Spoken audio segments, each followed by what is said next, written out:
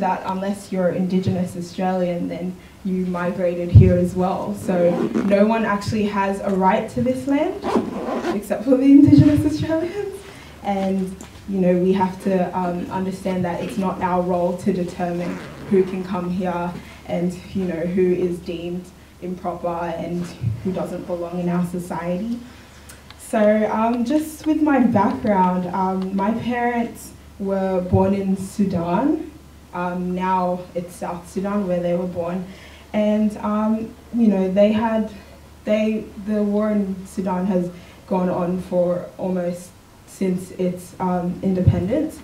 My dad studied in the university in Khartoum, which is in the capital of the northern part of Sudan. And, they lived general lives like, the African way. I was asking my mom earlier what she did, what was her job, and she said, Africa is different. You don't just have different jobs or whatever. You've got, your responsibilities and stuff. It's not the same as Australia.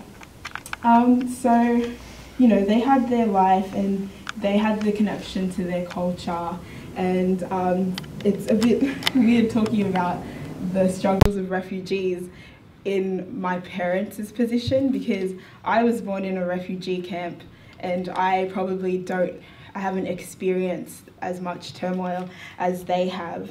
So the conflict in South Sudan, it spilled over to the places where my parents were living, and my parents moved to Uganda. They haven't met at this moment.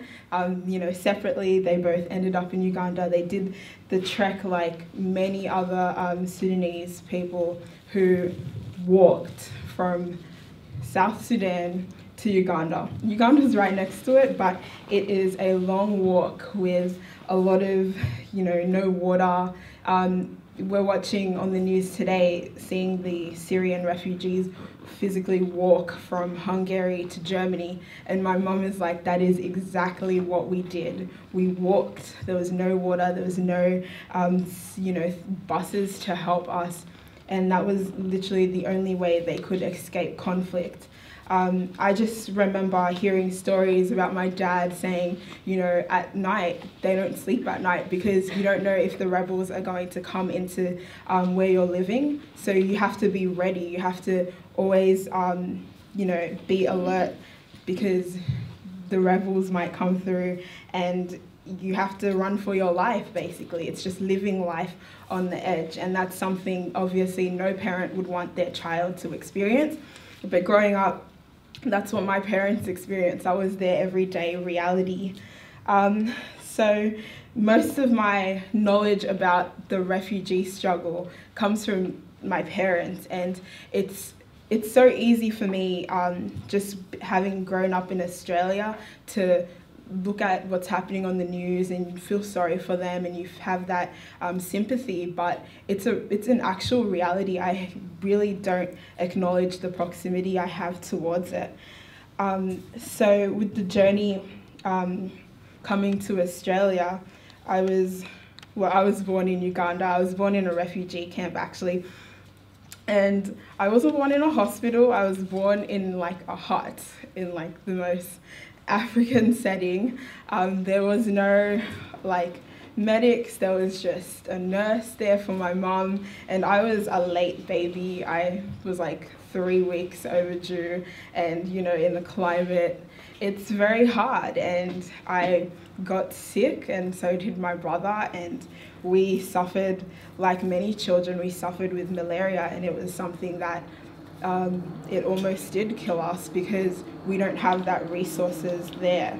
And it's so, I get emotional thinking about it because I've just been able to separate myself from that reality. And yeah, sorry. Okay, so the journey from Uganda. So I lived in Uganda for about the first 3 years of my life, and we left the refugee camp and we moved into the city in Kampala, where we stayed for a bit before we came to Australia. And we came to Australia by plane, not by boat, but by plane. we went to Kenya, and then we went to Zimbabwe, and then we went from Zimbabwe to Perth, and then from Perth to Darwin. So it was a very long trip. That is where I lived for the first 3-4 years of my life. I loved it in Darwin. It was nice and hot, met a lot of people, and yeah, I became an Australian, and I started school in Australia, and it's hard for me to it's easy for me to adapt to the culture because I was young at the time, but I knew my parents were struggling, and the refugees, you don't get any of your qualifications recognized. So my dad went to university and everything, but then he had to start at remedial English at TAFE, and it's starting from that bottom and then climbing your way to the top. So apart from what everyone assumes, that refugees just come to this country and take everyone's jobs, no, they start at the bottom. So moving to Australia was life-saving, obviously, because I was able to get the opportunities that I wouldn't have gotten access to. I was able to adapt, and I wouldn't be speaking here today, and I wouldn't be in that position where I am. I wouldn't have gotten the adequate education that I know many children who I was probably born right next to, who never got the opportunity to leave the refugee camps, that they're still struggling today. And I'm just a lucky one. I personally did not deserve to come to this country, just like no one else apart from Indigenous Australians deserve to live in this safety. So we can't decide who can come in and who can't, because we didn't do anything to get this life and be able to live in security and safety. So the current situations, now when I watch on TV and see the way asylum seekers are treated in Australia, and see the way just refugees in Syria and who are trying to get into Europe, the way they're being treated, it's completely wrong. It's against their human rights, obviously, because when we, I always go back to the thing, we always separate ourselves from this refugee struggle. It's not a struggle. Many people here probably know a refugee, or their parents came to Australia as refugees. So it's not something that we should act like. It's happening now, and it's so close to our doorstep, and it's your neighbor could be a refugee, and it's not. There's always this negative connotation that comes with being a refugee. We, see them as a burden to society. I don't consider myself a burden. I did, assimilate. I'm studying now. I'm not any different to any other person. I guess a lot of people don't even know I'm a refugee unless they actually get to speak to me.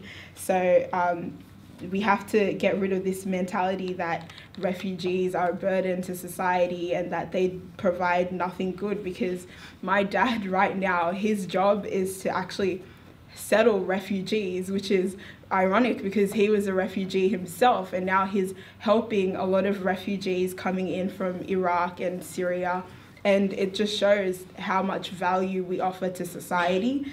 And so with the current situation, we've never seen a climate where there's such a huge plight of refugees, and when refugees need the Western society or just society the most, it's when governments choose to implement their most aggressive policies. And